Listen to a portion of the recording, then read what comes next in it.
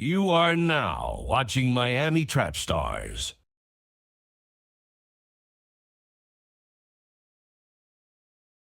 Double shot of wisdom. Shout out to this person. What should I feel about the Gentile centurion's son getting healed by Jesus? How can I interpret that? I mean, it was someone that was healed by Jesus Christ. If you have a more specific question, and if it's based on our belief that Jesus Christ only died for the nation of Israel, feel free to be more straightforward in your questioning. But as far as this, it's Jesus Christ healing somebody's son. Okay? Right. So, again, YHWH healing someone's son. Barakatah. YHWH, or who you are obviously calling Jesus, if he came for Israel, then how he healed the Gentile son. Him healing someone, right? Just to help with your argument, right? Let's say, because we don't have this person's genealogy, right? We don't have this person's genealogy. You're saying that they're non-Israelite. We would argue that they're Israelites. We don't have proof. Either one of us doesn't have this exact person's genealogy. So neither one of us can emphatically say, oh, that was an Israelite, right? If the argument is about the death of Jesus Christ, the prophecy states the death of the suffering servant, Isaiah 53, was to heal the nation of Israel. Not everybody. Very simple, right? You can go from Isaiah 53, 54, 59, 60, and 61. The gospel, etc., was about the healing of Israel and then being glorified. Isaiah 60 tells us that Israel would be glorified and the Gentiles would seek toward that light. If they could be a part of it, why would they have to seek toward it? Right? So hopefully that helps you with clarity. All praise to the Most High. Double shot of wisdom says, can you help me understand this verse based on your belief now? Isaiah chapter 49 and verse 6 in the New King James Version. And to restore the preserved ones of Israel, I will also give you as a light to the Gentiles, that you should be my salvation to the ends of the earth. Very clearly, as I stated in Isaiah chapter 60, Isaiah chapter 60 tells us the same thing, that the Gentiles would seek toward the light and glory of Israel. It's very simple. And through the Israelites, the entire earth will be brought to peace. That's also said in Isaiah chapter 2 and Micah chapter 4. So yeah. All praise to the Most High.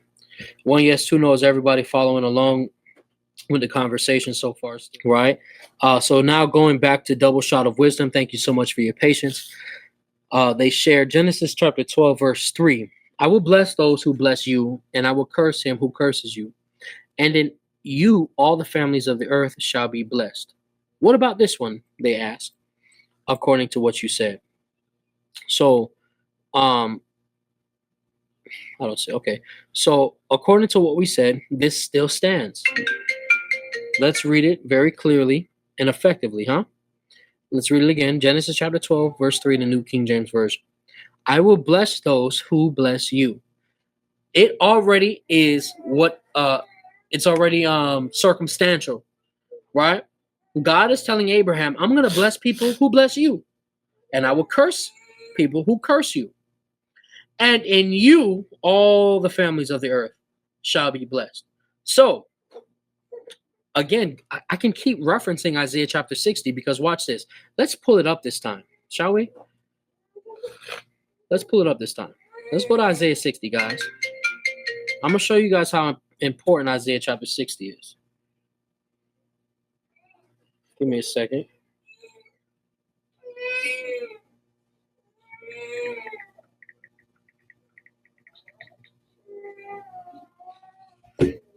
So let's read Isaiah chapter 60, right? In verse 1. It says, arise, Jerusalem, let your light shine for all to see. Isaiah 49 and 6, salvation to the ends of the earth. For the glory of the Lord rises to shine on you.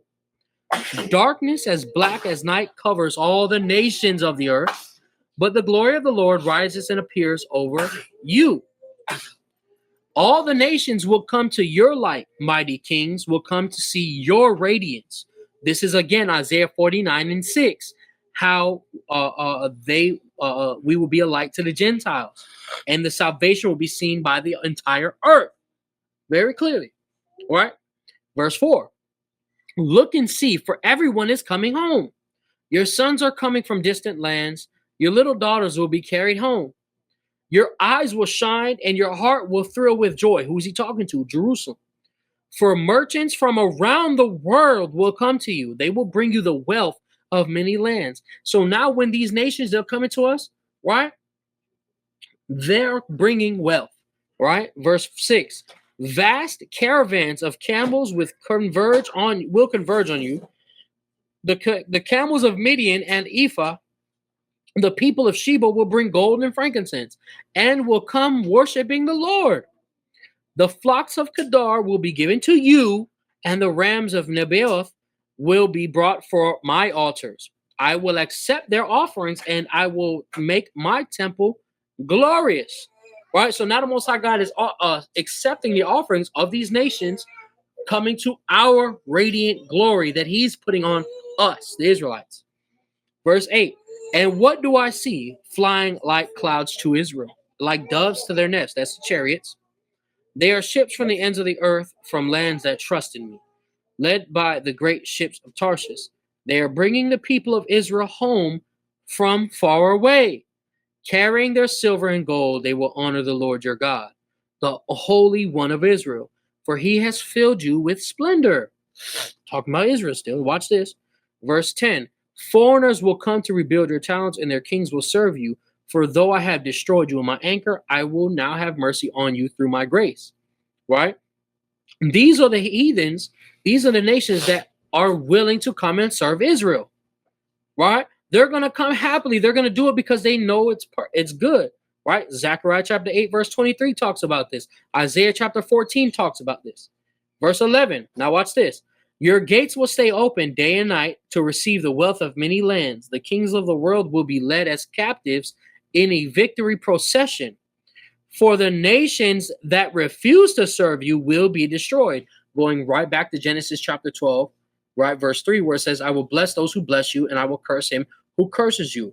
Zechariah 14 also talks about people who will adhere to the commandments of the Lord and people that will not, right?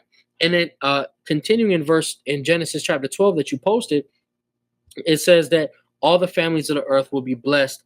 In you and all shall all the families of the earth be blessed. So we understand that it's important to know through the descendants of Abraham, that's how everybody going to be blessed. That's according to the prophecy. So we very much agree with this. However, what you posted, Isaiah 49:6, Genesis chapter 12, verse 3, this doesn't mean Jesus Christ died for them directly.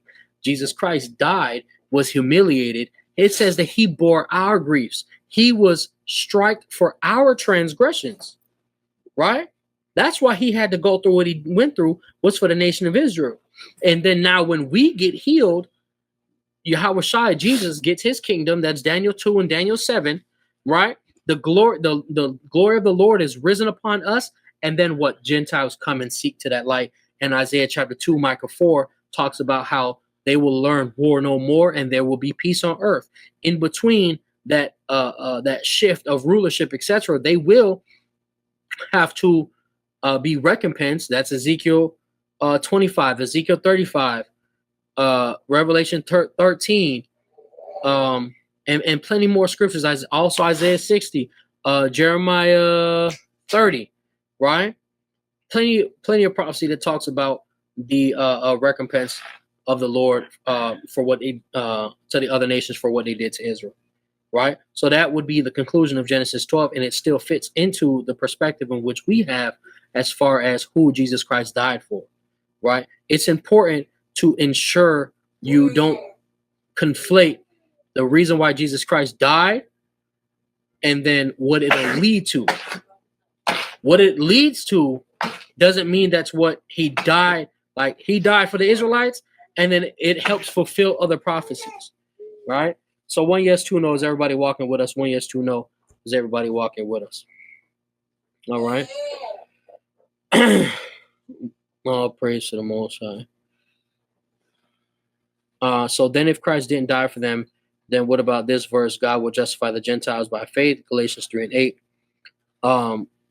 Again, going back to the prophecy, Isaiah chapter 53, right? The justification comes by the knowledge of the servant, and it has to do with Israelites. Instead of taking an ambiguous term, Gentile, and always applying it to non-Israelites, you would want the word of God to play the role of of morphing your understanding or controlling your understanding when you read something like the letter to Galatia, right? All praise to the Most High. Of course, double shot of wisdom. All praise to the Most High. 1 yes, 2 no. Is everybody walking with us? Are you being edified? 1 yes, 2 no. Are you walking with us? And are you being edified? Right? So real quick, I'm gonna slide over to the chat right quick. Double shot of wisdom says Isaiah chapter 42 verse 6 and Isaiah 49 and 6 both show the Messiah as a light to the Gentiles. That's nations outside of Israel.